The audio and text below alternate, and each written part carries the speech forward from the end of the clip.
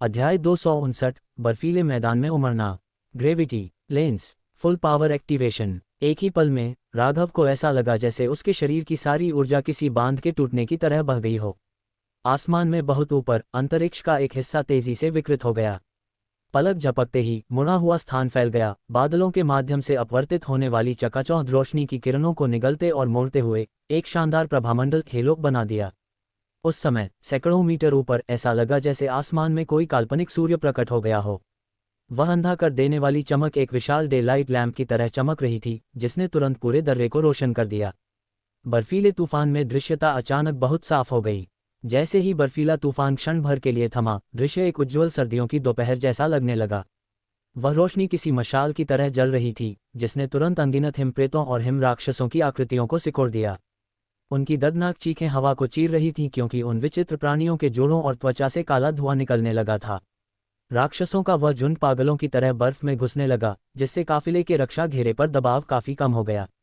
उसी समय काफिले की पूरी गोलाबारी एबिस वम रसातल वाले कीड़े पर केंद्रित हो गई। धमाकों और धातु की गोलियों का एक तांता लग गया। चारों ओर काला मांस और हरा खून बर्फ पर बिखर गया।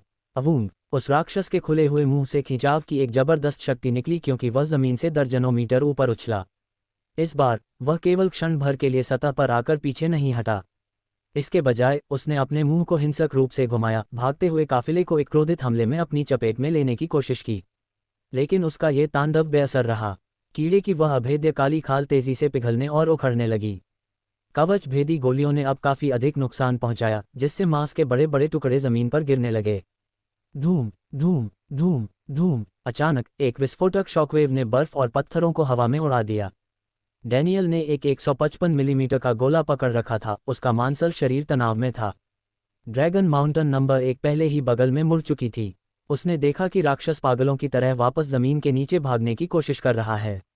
ये भागने की कोशिश कर रहा है। वह दहाड़ उठा। दिन का उजाला कभी भी इन नाइट ईरी एंटिटीज का क्षेत्र नहीं था, और एक ऐसे जीव के खिलाफ जो पूरे शहर को मिटा सकता था, ये गंभीर चोट पहुंचाने का सबसे अच्छा मौका था। डैनियल और अन्य लोग इस मौके को हाथ से नहीं जाने देने वाले थे। जैसे ही उसके शब्द गिरे, पूरे काफिले ने गोलियों की बौछार कर दी। यहाँ तक कि तकनीकी टीम के सदस्य, जो आमतौर पर गैर लड़ाकू होते थे, उन्होंने भी राइफलें और पिस्तौलें उठा लीं और हमले में शामिल हो गए। शशक एबिस वम आश्चर्यजनक गति से बिल बना रहा था। राघव, जो ठंडे पसीने से लथपथ था, उसने अपने दांत भींचे और अपनी बची हुई पूरी ताकत के साथ अपनी मुट्ठी जोर से भींच ली। उसी क्षण ऊपर मौजूद वह चकाचौंध रोशनी का गोला अंदर की ओर घूमने लगा और एक जलती हुई किरण में संकुचित होकर मौत के स्तंभ की तरह नीचे गिरा। धमाका। उस तीव्र गुरुत्वाकर्षण किरण ने एबिस वम के शरीर पर प्रहार किया, जिससे उसके मांस से काले धुएं और भाप के गुबार उठने लगे। बाईं ओर से बोबई ने अपना धूप का चश्मा हटाया। उसकी आंखों में एक घातक चमक थी। 2 लेजर किरणें निकलीं, जिसने राक्षस के शरीर को गर्म चाकू की तरह मक्खन की तरह काट दिया, जिससे 10 मीटर लंबा गहरा घाव हो गया। राघव की गुरुत्वाकर्षण किरण हालांकि केवल 1 सेकंड के लिए रही, उसने जीव के शरीर को पूरी तरह से छेद दिया, जिससे उसके काले मुंह के रसातल से एक जलती हुई सफेद रोशनी निकलने लगी। धूम धूम धूम। बर्फ और मलबे के हिंसक विस्फोट हुए। अगले ही पल एबिस वम पागलों की तरह भूमिगत हो गया। जब धूल जमी, तो वहां 10 मीटर से अधिक व्यास का एक विशाल गड्ढा रह गया था, जिसका मांस और जली हुई खाल का मलबा चारों ओर बिखरा हुआ था। काफिला आखिरकार उस गड्ढे को पार कर घाटी से बाहर निकलकर खुले बर्फीले मैदानों की ओर बढ़ रहा था। धत, वह बच निकला। डैनियल गुस्से में बड़बड़ाया। हमने निश्चित रूप से उसे घायल किया है।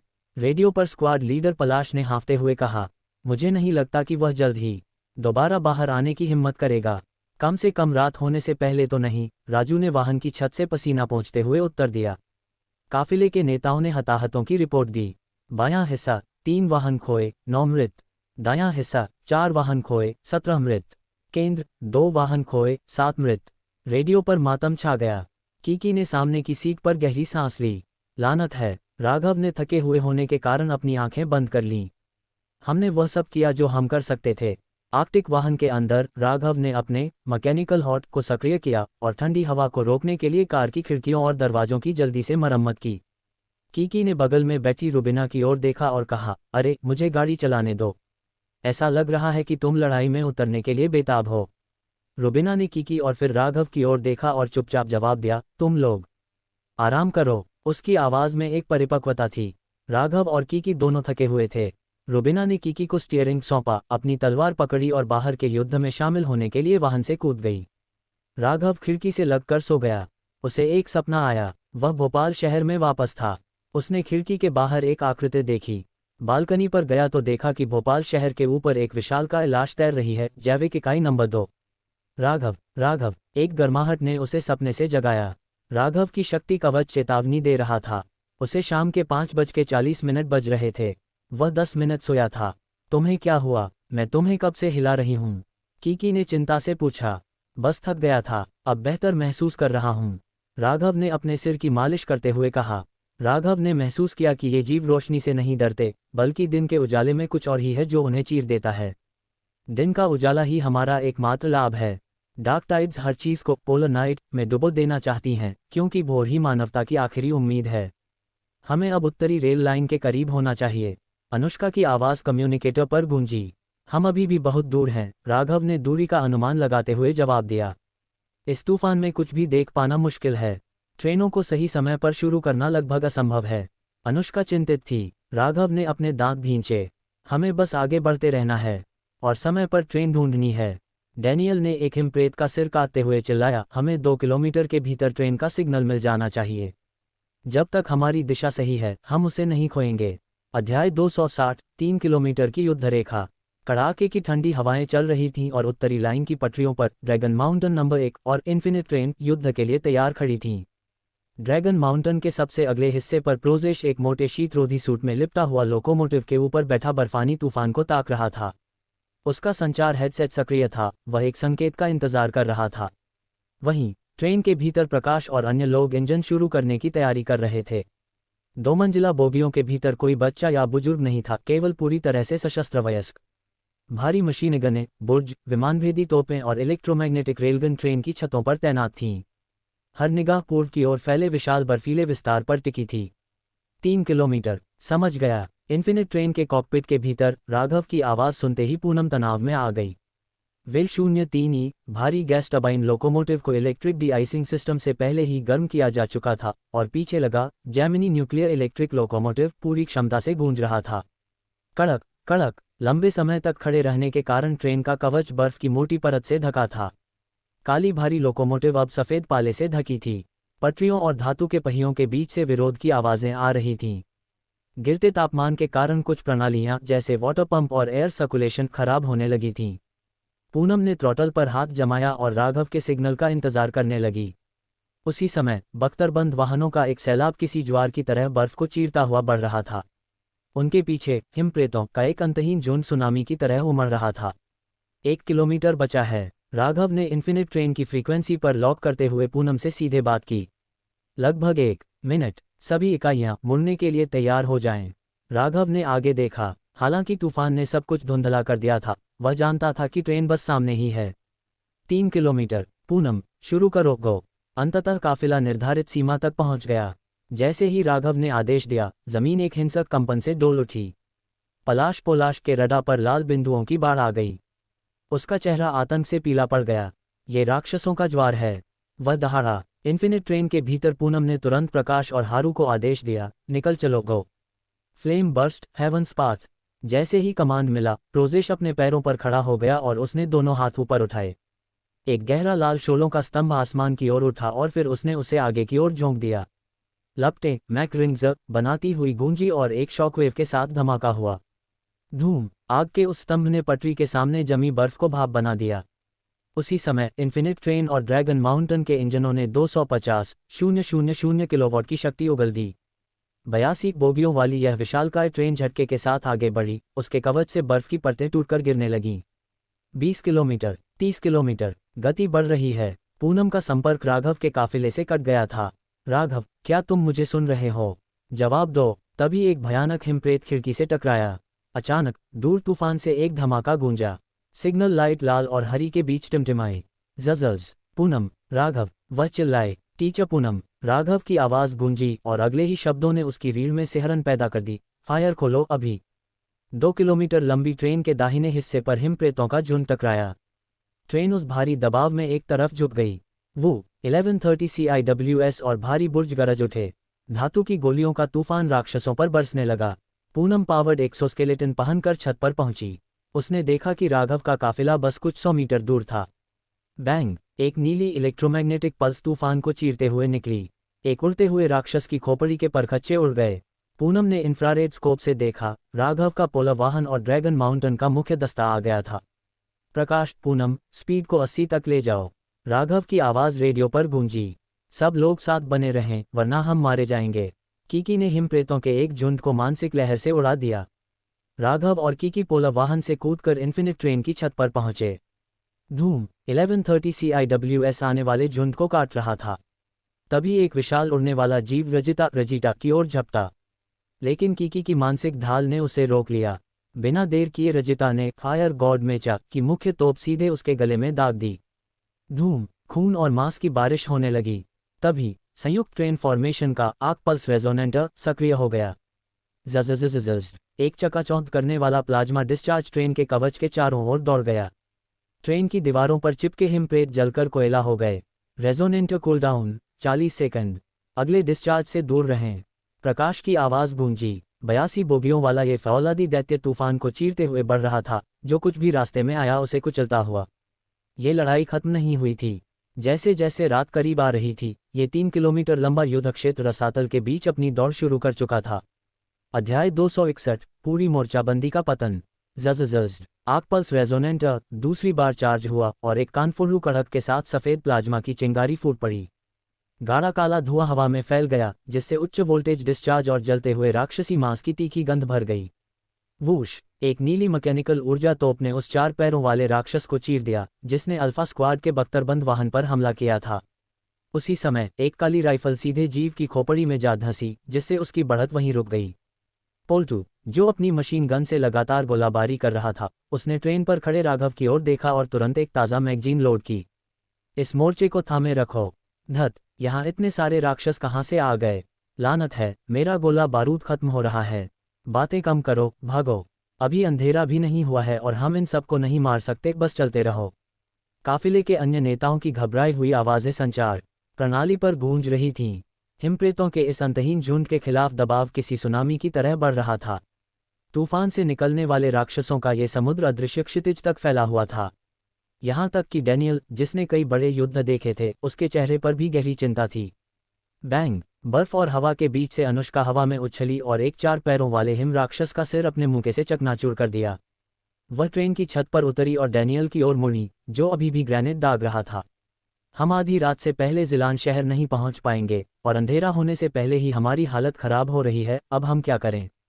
स्वूश स्वूश स्वूश! एक सुनहरी परछाई युद्ध क्षेत्र से गुजरी। धारानी ने करीब आते ही अपनी कलाई घुमाई। ओए ओए ओए, हमें रफ्तार बढ़ानी होगी। अगर हम और तेज भागे तभी इन्हें पीछे छोड़ पाएंगे। अगर अंधेरे के बाद इससे भी बुरी चीजें बाहर आईं, तो हम सब मारे जाएंगे। हम और तेज नहीं जा सकते। राघव और कीकी ट्रेन की ओर पीछे हटते हुए चिल्लाए। राघव ने हवा में अपनी काली राइफल पकड़ी और कहा, बर्फ बहुत मोटी है, हम पहले से ही अधिकतम गति पर हैं। ड्रैगन माउंटेन नंबर 1 अपनी होराइजन क्लैंप सिस्टम का उपयोग कर रहा है, लेकिन पटरियों पर इतने सारे जीव चिपके हुए हैं कि अगर हम और तेज गए तो ट्रेन पटरी से उतर जाएगी। डैनियल ने गाली देते हुए कहा, हमारे पास इतना गोला बारूद नहीं है। इन कमबख्तों ने हमें घेर लिया है। ऐसा लगता है जैसे डगजे झील के आसपास का हर राक्षस सीधे हमारे पीछे पड़ा है। अनुष्का का चेहरा काला पड़ गया। क्या ये संभव था कि ये राक्षस विशेष रूप से दास प्रोजेक्ट टीम का शिकार कर रहे थे? अब क्या करें? धारानी ने गुस्से में पूछा।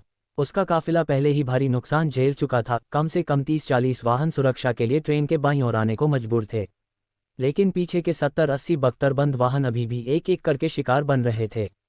कवच का उपयोग करो। राघव ने एक निर्णायक फैसला लिया। अब कोई और विकल्प नहीं है। सभी एबिलिटी यूजर्स और योद्धा ट्रेन पर चढ़ जाएं। भारी गोलाबारी वाले वाहनों को छोड़कर बाकी सभी को बाईं ओर ले जाएं, पहले जान बचाओ। जैसे ही आदेश मिला, भारी वाहनों को छोड़कर बाकी सब ट्रेन के बाईं ओर सुरक्षित हिस्से में चले गए। राघव ने ट्रेन की छत पर लोहे के नुकीले कांटों की एक दीवार वेल्ड कर दी ताकि ऊपर चढ़ने वाले राक्षस उनमें फंस जाएं।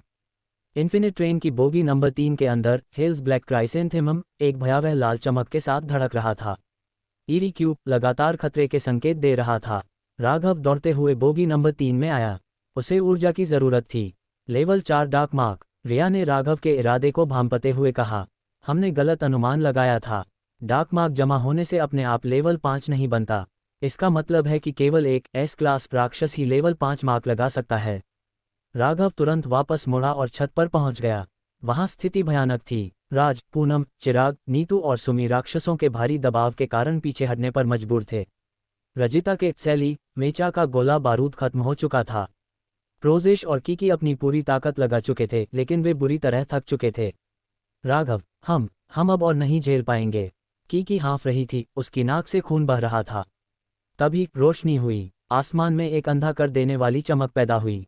राघव वेल 03 लोकोमोटिव के ऊपर खड़ा था। उसका दाहिना हाथ उठा हुआ था और उसकी आंखों से खून बह रहा था। उद्धरण चिन्ह ... यह आखिरी रास्ता है। धूम। दैवीय चमक ने बर्फीले तूफान को जलाकर राख कर दिया। Gravitational lens. हजारों राक्षस चीखने लगे क्योंकि उस पवित्र ज्वाला के नीचे उनका मांस पिघलने लगा। ट्रेन से चिपके हुए हिमप्रेत राख बन गए। कुछ ही सेकंड में राक्षसों का वह समुद्र पीछे हट गया। रोशनी गायब हो गई और राघव निढाल होकर गिर पड़ा। धारानी ने उसे पकड़ लिया। हे सुंदर लड़के, अभी जिंदा हो। डैनियल, पूनम और कीकी दौड़कर पास आए। राघव, क्या तुम ठीक हो? मैं ठीक हूँ। राघव ने अपने चेहरे से खून पोंछा। अंधेरा बस होने ही वाला था। अब क्या? डैनियल ने गंभीरता से पूछा। गोला बारूद खत्म होने वाला है। राघव ने अपने संचार उपकरण को कसकर पकड़ा और उसकी नजरें क्षितिज पर टिकी थीं। उद्धरण चिन्ह ... उम्मीद है उन्होंने वह रोशनी देख ली होगी। कीकी ने माथे पर बल डाला। किन्होंने? तभी धूम। तूफान के बादलों के बीच से एक दूर की गूंज सुनाई दी। वह बिजली की कड़क नहीं थी, वह थे विमान। रेडियो से आवाज आए, इन्फिनिट ट्रेन, ये स्टारफ्लीट 7वीं रिकॉन एबोन यूनिट है। हमने आपके सिग्नल फ्लेयर को देख लिया है। बचाव बल 3 मिनट में पहुंच रहा है। ऊपर विमानों का एक बेड़ा तूफान को चीरता हुआ सुपरसोनिक गति से उनकी ओर आ रहा था। अध्याय 262 तूफान में प्रकाश स्तंभ। स्टारफ्लीट। यह जिलान शहर से फीनिक्स की मदद आई है। कीकी सदमे और खुशी में चिल्ला उठी। सही कहा, 7वीं इन्वेस्टिगेशन कॉर्प्स जिलान शहर में तैनात है, हम बच गए। कम्युनिकेटर से आती आवाज़ें सुनकर कैप्टन उत्साह से चिल्लाया। अंततः सभी को समझ आया कि क्या हुआ था। राघव ने अपने ग्रेविटी लेंस का उपयोग न केवल इरिटाइड राक्षसी ज्वार को पीछे हटाने के लिए किया था, बल्कि आने वाले फीनिक्स के स्टारफ्लीट बलों के लिए एक बीकन प्रकाश स्तंभ के रूप में भी किया था। तूफान के कारण संकेतों में आ रही बाधा पर निर्भर रहने के बजाय उसने आसमान में एक विशाल फ्लेयर जला दिया था, जिसने सुदृढ़ीकरण को सीधे उनके स्थान पर पहुंचा दिया। ऐसा लगता है कि भाई राघव ने फीनिक्स के सिग्नल का पता लगा लिया था और यह चाल चली। डैनियल मुस्कुराते हुए बोला, धत, ये तो कमाल की बुद्धिमानी थी। धारानी ने राघव की ओर प्रशंसा के साथ देखा और सिर हिलाया। बूढ़े डैनियल, अब मुझे तुम्हारी बात पर विश्वास है। ये सुंदर लड़का वाकई कुछ खास है। जल्दी करो, कैप्टन राघव का इलाज करो। रात होने वाली है, हमें घायलों की देखभाल करनी है और ट्रेन को तुरंत व्यवस्थित करना है। अनुष्का ने दृढ़ता से आदेश दिया। इतने भीषण युद्ध के बाद उनकी पूरी रक्षा पंक्ति लगभग ढह चुकी थी। फीनिक्स बेड़े का आगमन, उनके ऊपर युद्धक मशीनों की दहाड़ से आसमान कांप उठा। वारहॉक क्लास हवाई गनशिप, लाइटनिंग 2 एरोस्पेस लड़ाकू विमान और H-50 बमवर्षक विमान एक तंग फॉर्मेशन में आसमान को चीर रहे थे। इस विशाल बेड़े के केंद्र में एक 30,000 टन का ड्रेडनॉट क्लास हवाई वाहक था। जमीन पर फीनिक्स के यंत्रीकृत डिवीजनों ने पूर्व से आगे बढ़ते हुए पटरियों की ओर मोर्चा संभाला। राघव की योजना काम कर गई थी। जैसे ही अंधेरा छाने लगा, इन्फिनिट ट्रेन और ड्रैगन माउंटेन नंबर 1 पर घायलों का इलाज शुरू हुआ। ट्रेन की छत पर बुबई, जो अपनी शक्तियों के अत्यधिक उपयोग से थक चुका था, तूफान की निगरानी कर रहा था। अचानक उसकी आंखों में खौफ छा गया। बर्फीले तूफान के बीच उसने एक विशाल जीव की झलक देखी, एक ऐसा दैत्य जिसका शरीर अनगिनत अंगों से ढका था और उसकी लाल आंखें एक पल के लिए चमककर गायब हो गई थीं। राघव का दर्शन। इन्फिनिट ट्रेन पर राघव फिर से एक सपने में था। वह खुद को भोपाल शहर में अपनी अपार्टमेंट की छत पर देख रहा था। वह विशाल तैरती हुई लाश गायब थी। उसके वॉच का अलार्म बजा, शाम के 6:40। वह अपने आश्रय में गया, लेकिन वहां कोई नहीं था सिवाय खाने के खुले हुए डिब्बों के। उसे एहसास हुआ, ये सपना नहीं था। बेडरूम में एक साया खड़ा था। एक महिला। तुम कौन हो? राघव ने अपना मैकेनिकल हॉट सक्रिय किया। महिला डर से उसकी आवाज की ओर मुड़ी, लेकिन वह उसे देख नहीं पा रही थी। कौन बोल रहा है? राघव ठिठक गया। वह युवती सुंदर थी, उसके बाल लहरदार थे। उसने हाथ उठाया और एक विशाल शक्ति ने अंतरिक्ष को विकृत कर दिया। राघव पीछे उछला, उसकी शक्ति उसके ग्रेविटी लेंस के समान थी। गैर यांत्रिक ऊर्जा का पता चला, 600 मैकेनिकल सोर्स पॉइंट्स में परिवर्तित। Kurt mechanical hot level LV.4469070। Raghav हाँफते हुए बिस्तर पर उठ बैठा। वह इन्फिनिट ट्रेन की बोगी नंबर 1 में वापस आ चुका था। पूनम मुस्कुराते हुए दरवाजे पर खड़ी थी। नाइट वॉकर्स का आगमन। इन्फिनिट ट्रेन पर राघव पूनम के साथ बोगी नंबर 2 में नाइट वॉकर्स से मिलने पहुंचा। वहां 2 अजनबी इंतजार कर रहे थे, बाघा और तेंग तेंग। मैं बाघा हूं, night walkers division 1 courier unit, उस व्यक्ति ने परिचय दिया। फीनिक्स ने विशेष रूप से मेरे लिए पूछा। राघव ने सवाल किया। तुम्हारी मदद के लिए धन्यवाद देने के लिए, बाघा मुस्कुराया। अछनेरा सपोर्ट टीम की लीडर रसिका ने तुम्हारी बहुत प्रशंसा की है। बाघा ने शक्तियों के विज्ञान, कोल्ड डार्क फंडामेंटल पार्टिकल्स के बारे में बताया। उसने एक प्रस्ताव दिया, फीनिक्स की एक शाखा किसी भी जीवित समूह के भीतर मौजूद हो सकती है, जिसमें ड्रैगन माउंटेन नंबर 1 और अन्य काफिले भी शामिल हैं। राघव समझ गया, आपका मतलब है हमारी टीम एक मोबाइल मिलिशिया यूनिट के रूप में काम करेगी और गुरिल्ला युद्ध के जरिए तालमेल बिठाएगी। बिल्कुल, बाघा और तेंग तेंग ने जवाब दिया। उपहार और सब्जी का जूस। बाघा ने एक चांदी का केस खोला जिसमें 10 शीशियां थीं। ये कोल्ड डार्क सीरम है। यह एबिलिटी यूजर की ऊर्जा घनत्व को बढ़ाता है। एक शीशी में 10 लेवल 1 ईरी ब्लड क्रिस्टल के बराबर ऊर्जा है। कीकी चकित रह गई, एक बॉक्स में 100 ब्लड क्रिस्टल। बाघा ने इसके जोखिमों के बारे में चेतावनी दी, फिर अपनी खुद की बोतल से एक घूंट लिया। हमारा बचाव क्या है? अधिक धूप और सब्जी का जूस। सब्जी का जूस। पूरा समूह सन्न रह गया। बाघा ने समझाया कि इस दुनिया में ताज़ी सब्जियां ब्लड क्रिस्टल से भी दुर्लभ हैं। नाइटवॉकर संगठन में हमें प्रति सप्ताह कड़वे करेले के रस की केवल एक बोतल मिलती है। सबकी आंखें राघव की ओर मुड़ गईं। रिया उसे विस्मय से देख रही थी। राघव ने तो पहले ही ट्रेन में प्लांटिंग कैरेज, खेती वाली बोगियां तैयार कर रखी थीं। बाघा ने चुप्पी देखते हुए पूछा, क्या मैंने कुछ अजीब कह दिया? अध्याय 263, फीनिक्स आदेश। ओह अच्छा। कीकी हवा में तैरते हुए आगे बढ़ी और अपनी मानसिक शक्ति का उपयोग करके एक शीशी उठाई और उसे ध्यान से देखा। तो इसे पीने से शक्तियां बढ़ सकती हैं। इसका मतलब है कि हमारे ईरी ब्लड क्रिस्टल का आखिरकार व्यापार के अलावा कोई और उपयोग भी है। फिर उसने पदक जैसा दिखने वाला गोल बैज उठाया और अपनी हथेली में उसके वजन को महसूस किया। उसे पलटते ही उसने देखा कि पीछे एक डेटा इंटरफेस और एक सूचना मॉड्यूल लगा हुआ था। यह एक फीनिक्स बैज है, बाघा ने अपना बैज निकालते हुए समझाया। हालांकि उसका बैज थोड़ा अलग था, उसका रंग चांदी जैसा काला था। फीनिक्स अपनी सहयोगी टीमों को ये विशेष बैज जारी करता है। इन्हें क्रिम्सन फीनिक्स बैज कहा जाता है। वहीं हमारे जैसे आंतरिक कर्मचारी स्टारी स्काई फीनिक्स बैज रखते हैं। ये बैज हमारे क्षेत्रीय रेडियो स्टेशनों या डिवीजन प्रसारणों से संदेश प्राप्त और डिकोड कर सकते हैं। हम इस प्रणाली को फायर बुक कहते हैं। इसमें 48 घंटों के लिए वैध नवीनतम सूचना पैकेट होते हैं, जिसमें शक्ति अनुसंधान, रसातल में जीवित रहने की रणनीतियां और ईरी एंटिटीज पर नवीनतम अध्ययन शामिल हैं। यह एक विशेष फ्रीक्वेंसी पर संकट संकेत भेजने की अनुमति भी देता है। सरल शब्दों में, फीनिक्स बैज फीनिक्स संगठन के साथ सीधे एक तरफा संचार प्रदान करता है। आप संदेश भी छोड़ सकते हैं। यदि कोई अन्य उत्तरजीवी टीम या फीनिक्स इकाई क्षेत्र से गुजरती है और प्रसारण करती है, तो आपका संदेश नेटवर्क के साथ जंप करेगा और अंततः दूर के फीनिक्स डिवीजनों तक पहुंच जाएगा। बाघा ने अपना सिर खुजलाया। क्या मैं इसे बहुत जटिल बना रहा हूं? मूल रूप से, क्रिम्सन फीनिक्स बैज ले जाने वाली किसी भी टीम को दुनिया भर में फीनिक्स शाखाओं द्वारा एक विश्वसनीय सहयोगी के रूप में पहचाना जाएगा। मैं समझ गया, राघव ने सिर हिलाया। अभी अभी बर्फीले युद्ध का अनुभव करने के बाद राघव ने पहले ही 100 किलोमीटर दूर इन्फिनिट ट्रेन से संपर्क करने के लिए एक समान रिले प्रणाली का उपयोग किया था। लेकिन ये फीनिक्स बैज और भी उन्नत लग रहा था। अगर मेरे पास ये हेंगशान दर्रे पर होता तो मैं शायद सीधे पास की फीनिक्स टीम से संपर्क कर पाता। हालांकि राघव को सबसे ज़्यादा दिलचस्पी फायर बुक सूचना पैक में थी। जानकारी तक पहुंच ही जीवित रहने की कुंजी थी। क्रिम्सन फीनिक्स बैज सहयोगी टीमों के लिए एक पहचान चिन्ह है, बाघा ने आगे कहा। इसे रखने का मतलब है कि फीनिक्स आपको एक वैध संगठन के रूप में स्वीकार करता है। हम सीधे आदेश जारी नहीं करेंगे, लेकिन अगर हमें सहायता की आवश्यकता होगी तो हम विश्वसनीय टीमों के साथ काम करने को प्राथमिकता देंगे। इसके लिए मुआवजा दिया जाएगा और यदि आपकी टीम को किसी चीज़ की ज़रूरत है तो हम सहायता करने की पूरी कोशिश करेंगे। राघव ने सिर हिलाया। कीकी ने उसे फीनिक्स बैज फेंक दिया और उसने उसे हवा में ही पकड़ लिया। यह एक ठोस साझेदारी है। हम आपके समर्थन की सराहना करते हैं। अब दूसरे मामले पर, बाघा ने कहा, नाइटवॉकर्स वर्तमान में बड़े पैमाने पर योग्यता मूल्यांकन कर रहे हैं। हम विशेष रूप से आपका अधिक विस्तृत मूल्यांकन करना चाहेंगे। अभी नहीं, जिलान शहर में। आप जल्दी छोड़ने की योजना तो नहीं बना रहे, है ना? राघव ने कंधे उचकाए। निर्भर करता है। एक बार जब हम एबिस जोन नंबर 5 को पार कर लेंगे तो हम फिर से विचार करेंगे। राघव ने रिया की ओर देखा। चूंकि वह एक फीनिक्स सदस्य थी, वह अनुसंधान का काम सीधे संभाल सकती थी। रिया ने बाघा को एक लघु पोर्टेबल हार्ड ड्राइव सौंपी।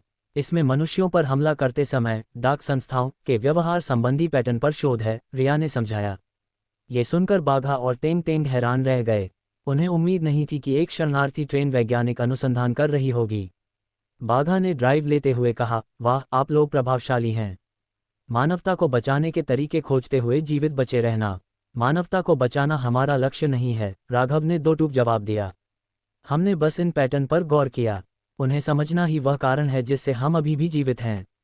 पूनम ने पूछा कि इसे सार्वजनिक रूप से कब घोषित किया जाएगा ताकि उत्तरजीवियों के बीच शिकारी प्रभाव प्रीडेटर इफेक्ट को रोका जा सके। बाघा ने स्वीकार किया कि वह नहीं जानता, क्योंकि फीनिक्स आधिकारिक बयानों के बारे में बहुत सतर्क रहता है। फिर रजिता ने उल्लेख किया कि कैसे अपराधी संगठन डाकमार्क को चारे के रूप में इस्तेमाल कर रहे थे। रिया ने SIID फाउंडेशन प्रयोगशाला और हेंगशान दर्रे पर मिले नकली फीनिक्स प्रतीक चिन्ह के बारे में बताया। बाघा का चेहरा गंभीर हो गया। नकली फीनिक्स प्रतीक, यह महत्वपूर्ण जानकारी है। मैं इसकी रिपोर्ट पोलर नाइट डिवीजन को करूंगा। बाघा और तेंग तेंग अपने विशेष लबादों में लिपटे हुए आसमान की ओर उड़ गए। फायर बुक का रहस्य, क्या वे उड़ने वाले एबिलिटी यूजर थे?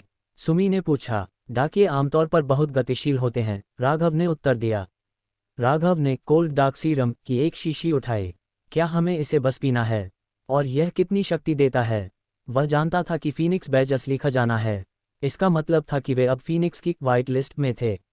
जिलान शहर की फीनिक्स शाखा में एक मूल्यांकन उपकरण है, रिया ने कहा। यह आपकी चरम सोल वेव वैल्यू को माप सकता है। क्यों न हम अभी फायर बुक चेक करें? कीकी की आंखें चमक उठीं।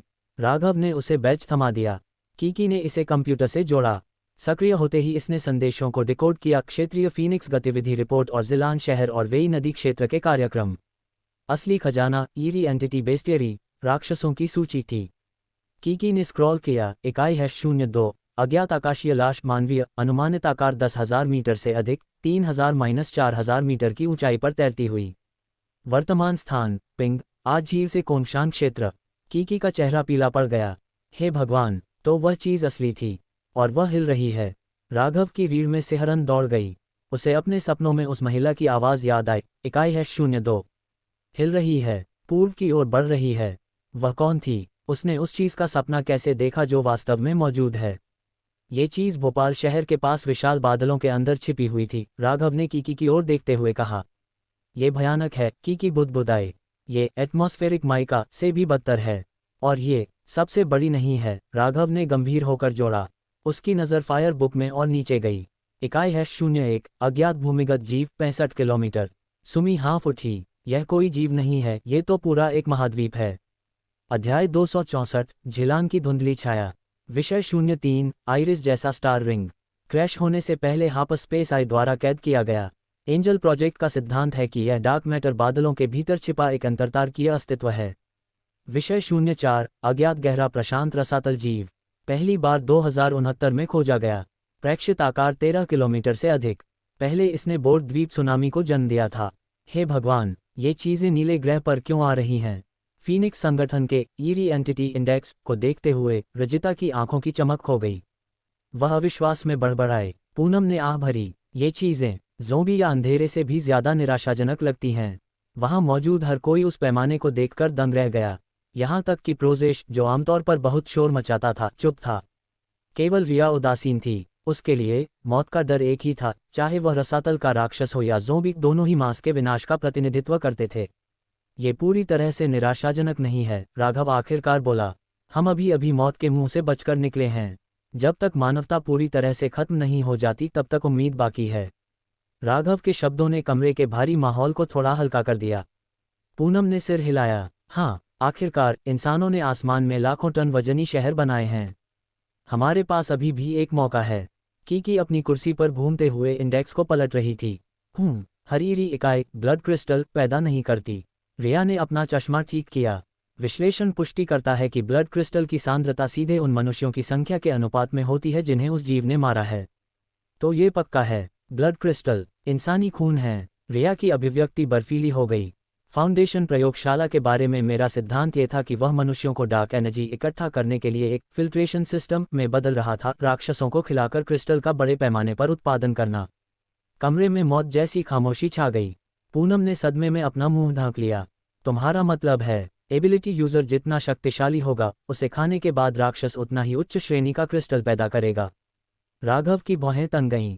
इसका अर्थ भयानक था, मनुष्यों को पशुओं की तरह पालना। रिया ने राघव को एक गहरी नज़र दी।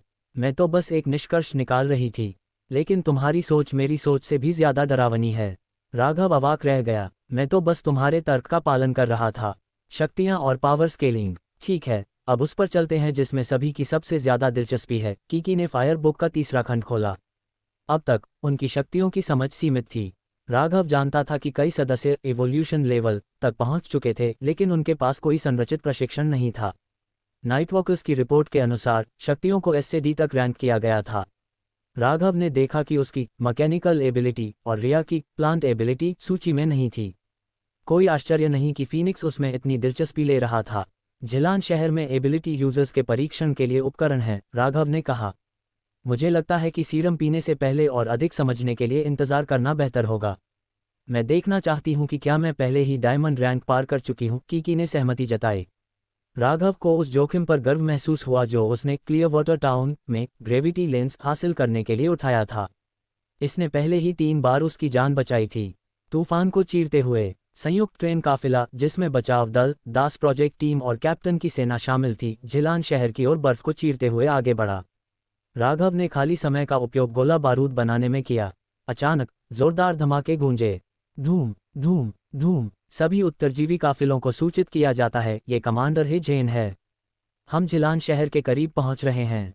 स्काउट रिपोर्ट पुष्टि करती है कि शहर पर वर्तमान में ईरी संस्थाओं द्वारा हमला किया जा रहा है। खतरे का स्तर मध्यम। हम सीधे शहर के अंदर जा रहे हैं। फौलादी किले का उदय। ऐसा लगता है कि झिलान शहर फोर्ट्रेस डिफेंस स्ट्रेटेजी पर चल रहा है। सुमी की आवाज़ राहत से भरी थी। राघव का उत्साह बढ़ गया। उन्होंने पहले कभी ऐसा शहर नहीं देखा था जिस पर कब्जा न हुआ हो। पूनम ने समझाया कि झिलान लोहायस्क आयन ओर के ऊपर बना एक औद्योगिक गढ़ था, जो परमाणु स्तर की सुरक्षा और मेचा उत्पादन लाइनों से लैस था। जैसे ही बर्फीला तूफान कम हुआ, एक विशाल आकृति उभरी, शुद्ध स्टील और कंक्रीट का एक शहर। हिमप्रेतों की लहरें शहर पर हमला कर रही थीं, लेकिन विशाल दीवारें मजबूती से खड़ी थीं। किलेबंदी से भारी तोपें बरस रही थीं। काफिला शहर के ठीक बाहर एक विशाल तेल रिफाइनरी तक पहुंच गया। धूम। इन्वेस्टिगेशन कॉप्स ने गोलियां चलाईं। एक विशाल थर्मोबैरिक बम सामने फटा, जिससे एक सफ़ेद गर्म शॉकवेव पैदा हुई जिसने हर वाहन को हिला दिया। ये सिर्फ सहायक तोपखाना है, घबराओ मत। शहर की दीवारों से बड़ी क्षमता वाली रेलगन ने तालमेल के साथ गोलाबारी की। इस अपार मारक क्षमता की आड़ में संयुक्त ट्रेन काफिला झिलान के बाहरी औद्योगिक क्षेत्र में दाखिल हो गया। 2 दिन बचे हैं। उम्मीद है कि सब कुछ ठीक रहेगा, राघव ने बुझते तूफान के बीच चमकते किलेनुमा शहर को देखते हुए बुदबुदाया।